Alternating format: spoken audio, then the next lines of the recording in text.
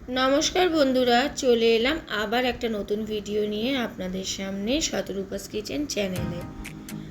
তেল গরম হয়ে গেছে, আমি কয়েকটা ছোট এলাচ আর দারচিনি দিয়ে দিলাম। আজকে আপনাদের সামনে আমি একটা চিকেনের রেসিপি শেয়ার করব বলে চলে এসেছি। আর একটা কথা প্রথমেই আপনাদেরকে বলে রাখি, তেলটাকে এরকম কালো কালো লাগছে সেটার কারণ হলো আমি এই চিকেনটা রান্না করার আগে কয়েকটা পটল এর মধ্যে ভেজে নিয়েছিলাম। তা আমি আর তেলটাকে চেঞ্জ করিনি, এই তেলেই চিকেনটা আমি রান্না করব।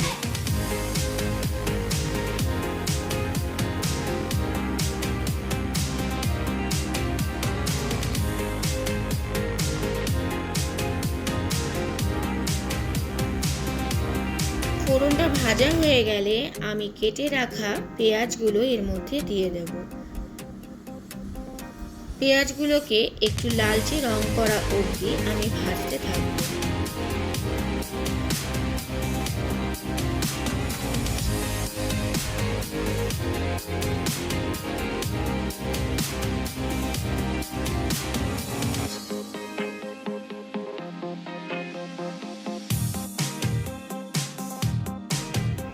পেঁয়াজটাকে আবার একটু নাড়াচাড়া করে দেব।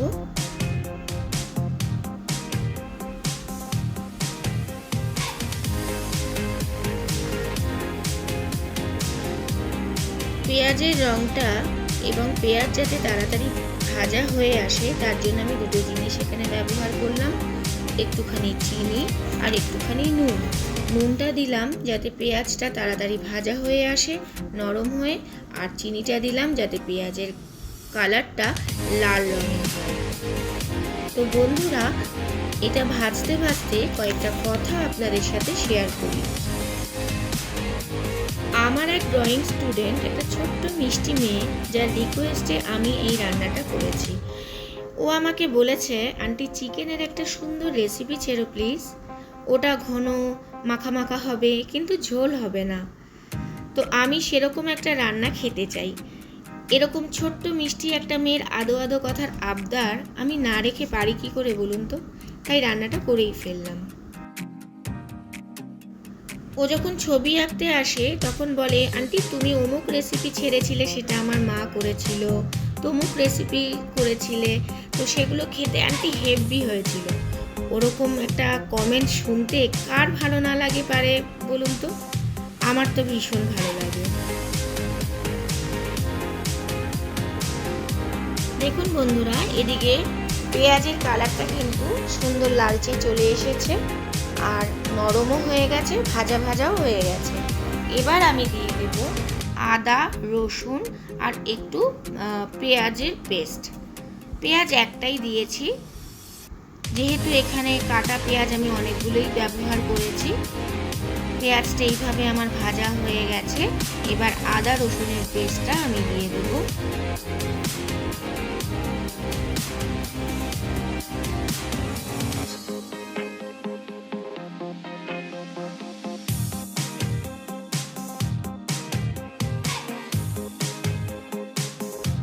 মশলাটাকে ভালো করে পেঁয়াজের সাথে মাখিয়ে নেব। আর সিম আঁচেও দেব না, মিডিয়াম আঁচে দিয়ে আমি এই রান্নাটাকে কষাতে থাকবো। প্রথমে মশলাটাকে অনেকক্ষণ কষিয়ে নেব। দিয়ে দিলাম লঙ্কার গুঁড়ো,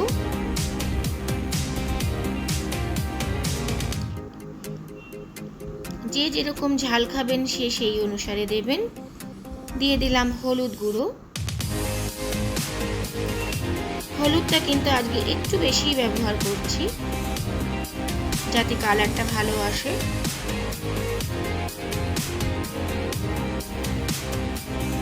দিয়ে দিলাম স্বাদ মতো নুন।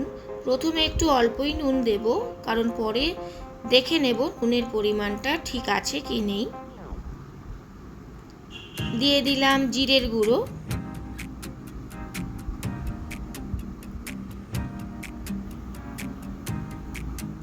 কালারের জন্য দিয়ে দিলাম কাশ্মীরি লঙ্কার গুঁড়ো। এইবার মশলাটাকে ভালো করে মাখিয়ে নেব।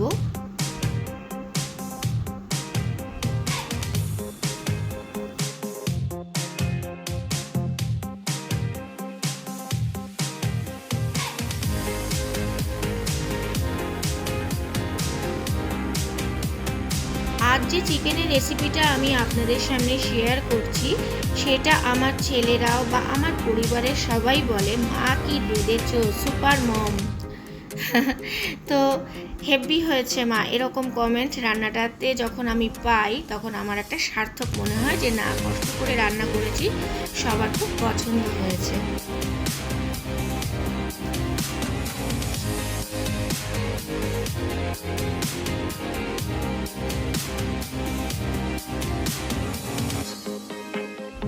একটু বাদবাদি কিন্তু আমি মশলাটাকে নাড়াচাড়া করে দেব। দেখুন বন্ধুরা, আস্তে আস্তে মশলাটা কিন্তু অনেকটাই কষানো হয়ে গেছে এবং অল্প অল্প করে কিন্তু চারিদিক থেকে তেলও ছাড়তে আরম্ভ করে দিয়েছে।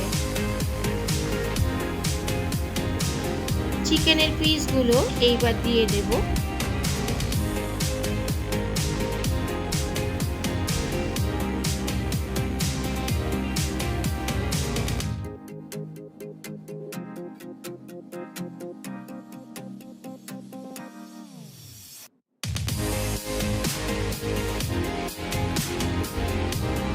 চিকেনটাকে ভালো করে মশলার সাথে মিশিয়ে নেব। এইবারে আস্তে আস্তে চিকেনটাকে আমরা কষাতে থাকবো।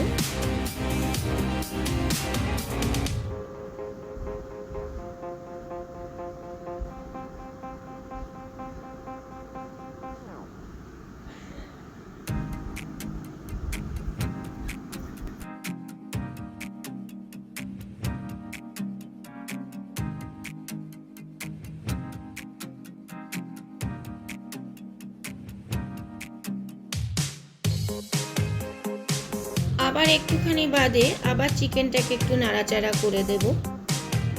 মাঝে মাঝেই নাড়াচাড়া করে দিতে হবে যাতে তলাটা না লেগে আসে।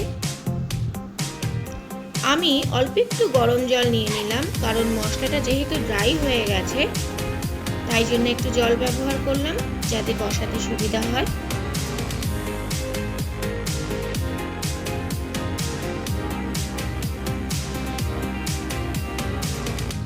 এইভাবে রান্নাটাকে আমরা কষাবো আর একটু ঢাকা দিয়ে দেব যাতে তাড়াতাড়ি করে রান্নাটা নরম হয়ে আসে এবং কুক হয়ে যায়। আবার বেশ কিছুক্ষণ বাদে দেখুন বন্ধুরা, রান্নাটাকে খুলে দেখছি, বেশ সুন্দরই কষানো হচ্ছে, কালারটাও ভালো আসছে।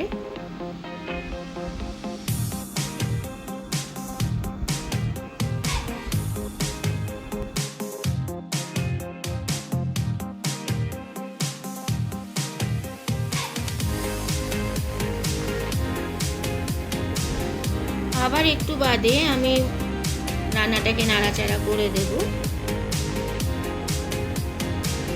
বন্ধুরা, আজকে আমার একটা ভুল হয়েছে, সেটা হলো একটু বড় কড়া নিলে ভালো হতো। ভেবেছিলাম একটুখানি চেঞ্জ করে নেব, কিন্তু চেঞ্জ আর করা হলো না তাড়াহুড়োতে। তো একটু ছোট কড়াতে রান্নাটা করা হয়ে গেছে, তাই জন্য নাড়াচাড়া করতে একটু অসুবিধা হচ্ছে। ঠিক এরকম কষানো অবস্থাতেই আমি এবার দিয়ে দেব টক দই, কাজু বাদাম আর চালমগজ বাটা।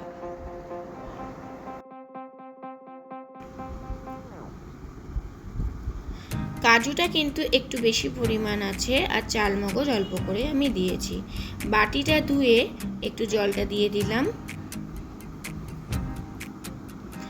ভালো করে মাংসটার মধ্যে মশলাটাকে মিশিয়ে নেব।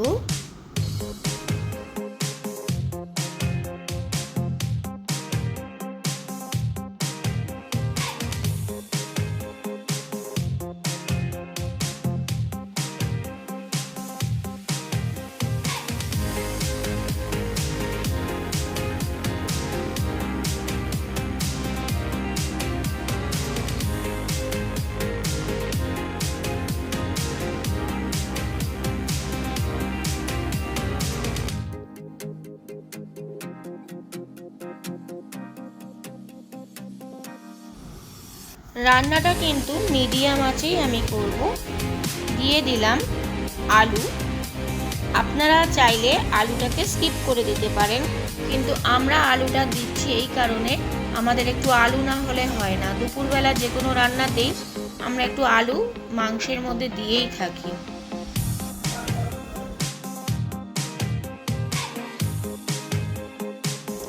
ভালো করে মাংসটার সাথে আলুটার সাথে মশলাটাকে মাখিয়ে নিচ্ছি।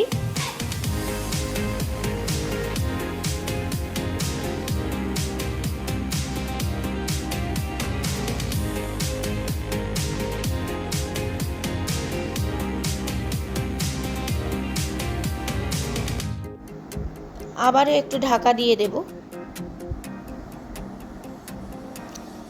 আবার কিছুক্ষণ বাদে খুলে দেখব, ভালোই ফুটছে, নাড়াচাড়া করে দেব।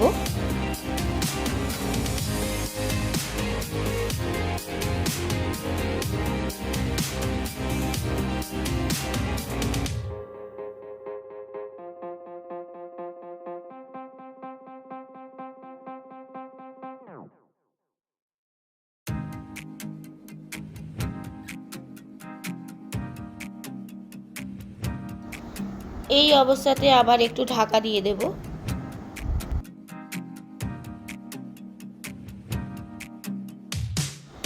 বন্ধুরা, ঢাকনাটা খুলে আবার একটু দেখে নেব। বাহ, হেভি, খুব সুন্দর হয়েছে আর গন্ধটা কিন্তু দারুণ এসেছে। বন্ধুরা, রিকোয়েস্ট রইল এইভাবে আপনারা রান্নাটা একটু ট্রাই করে দেখতেই পারেন। বাচ্চাদের বা পরিবারের সকলের খুব খুব ভালো লাগবে।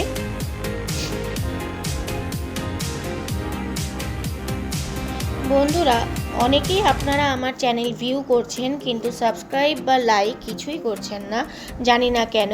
কিন্তু যদি আমার ভিডিও আপনাদের ভালো লাগে, আমি সবসময় ঘরোয়া স্টাইলে রান্না এই চ্যানেলে আপলোড করতে থাকি। যদি ভালো লেগে থাকে তো আশা করব আপনারা সাবস্ক্রাইব করবেন এবং আমার বন্ধু হবেন। আমি এখানে গরম মশলা ব্যবহার করলাম, গরম মশলা দিয়ে দিলাম। এটা কিন্তু হোমমেড গরম মশলা, শাহি গরম মশলা নয়, নর্মাল যে গরম মশলা হয় সেই গরম মশলা। তো বন্ধুরা, যারা আমার চ্যানেল নতুন ভিউ করছেন বা দেখছেন তাদেরকে অনুরোধ রইল একটা সাবস্ক্রাইব করে আমার বন্ধু হবেন এবং অল বাটন প্রেস করে রাখবেন যাতে নোটিফিকেশন আপনাদের কাছে চলে যায়। আর যারা পুরনো বন্ধু আছেন তাদেরকে তো আমি অসংখ্য ধন্যবাদ, প্রতিটা ভিডিওতেই তো বন্ধুরা, রান্নাটা কিন্তু আমার একদম তৈরি।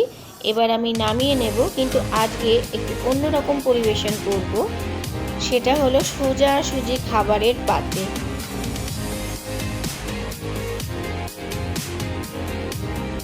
বন্ধুরা, আজকে সরাসরি খাবারের পাতেই পরিবেশন করে দেখিয়ে ফেললাম, কারণ ক্যামেরাম্যানের প্রচণ্ড খিদে পেয়ে গেছে, ও আর ধৈর্য ধরতে পারছে না। তো এখানেই শেষ করছি ভিডিওটা।